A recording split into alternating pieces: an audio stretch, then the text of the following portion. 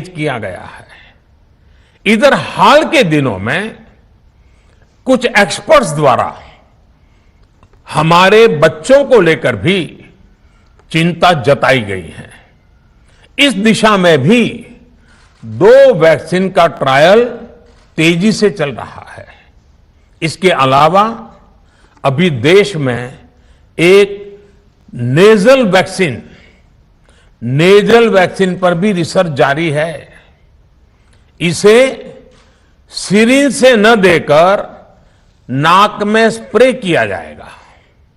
देश को अगर निकट भविष्य में इस वैक्सीन पर सफलता मिलती है तो इससे भारत के वैक्सीन अभियान में और ज्यादा तेजी आएगी। साथियों, इतने कम समय में वैक्सीन बनाना अपने आप में पूरी मानवता के लिए बहुत बड़ी उपलब्धि है, लेकिन इसकी अपनी सीमाएं भी हैं।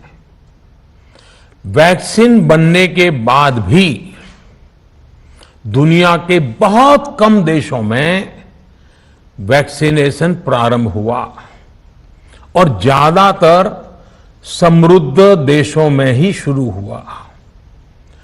WHO ने वैक्सीनेशन को लेकर गाइडलाइंस दी।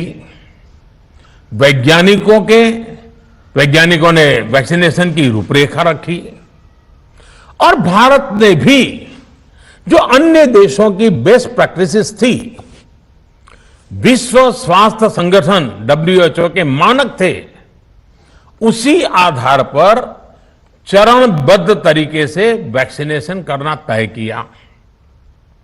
केंद्र सरकार ने मुख्यमंत्रियों के साथ हुई अनेकों बैठकों से जो सुझाव मिले, संसद के विभिन्न दलों के साथियों द्वारा जो सुझाव मिले, उसका भी पूरा ध्यान रखा। इसके बाद ही ये तय हुआ कि जिन्हें कोरोना से ज्यादा खतरा है उन्हें प्राथमिकता दी जाएगी।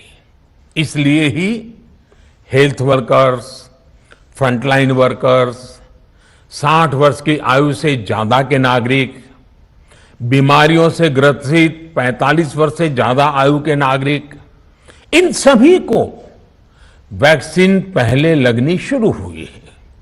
आप कल्पना कर सकते हैं कि अगर कोरोना की दूसरी वेव से पहले हमारे फ्रंटलाइन वर्कर्स को वैक्सीन नहीं लगी होती तो क्या होता? सोचिए, हमारे डॉक्टर्स, नर्सिंग स्टाफ को वैक्सीन ना लगी तो क्या होता? अस्पतालों में सफाई करने वाले हमारे भाई बहनों को, एम्बुलेंस के हमारे ड्राइवर्स भाई बहनों को वैक्सीन ना लगी होती तो क्या होता? ज्यादा से ज्यादा हेल्थ वर्कर्स को वैक्सीनेशन होने की वजह से ही वो निश्चिंत होकर दूसरों की सेवा में लग पाए, लाखों देशवासियों का जीवन बचा पाए। लेकिन देश में कम होते कोरोना के मामलों के बीच केंद्र सरकार के सामने अलग अलग सुझाव भी आने लगे, भिन्न भिन्न मांगे होने लगी, पूछा जाने लगा, सब कुछ भारत सरकार ही क्यों तय कर रही है? राज्य सरकारों को छूट क्यों नहीं दी जा रही है? राज्य सरकारों को लॉकडाउन की छूट क्यों नहीं मिल रही है? One size does not fit all जैसी बातें भी कही गई। दलील ये दी गई कि संविधान में चूंकि हेल्थ, आरोग्य प्रमुख रूप से राज्य का विषय है, इसलिए अच्छा है कि सब राज्य ही करें। इसलिए इस दिशा में एक शुरुआत की गई। भारत सरकार ने एक बृहद गाइडलाइन बनाकर राज्यों को दी ताकि राज्य अपनी आवश्यकता और सुविधा के अनुसार काम कर सके। स्थानीय स्तर पर कोरोना कर्फ्यू लगाना हो, माइक्रो कंटेनमेंट जोन बनाना हो, इलाज से जुड़ी व्यवस्थाएं हो, भारत सरकार ने राज्यों की इन मांगों को स्वीकार किया।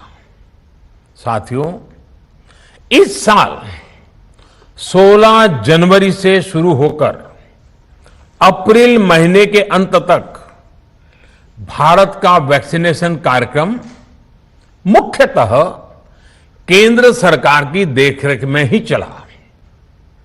सभी को मुफ्त वैक्सीन लगाने के मार्ग पर देश आगे बढ़ रहा था।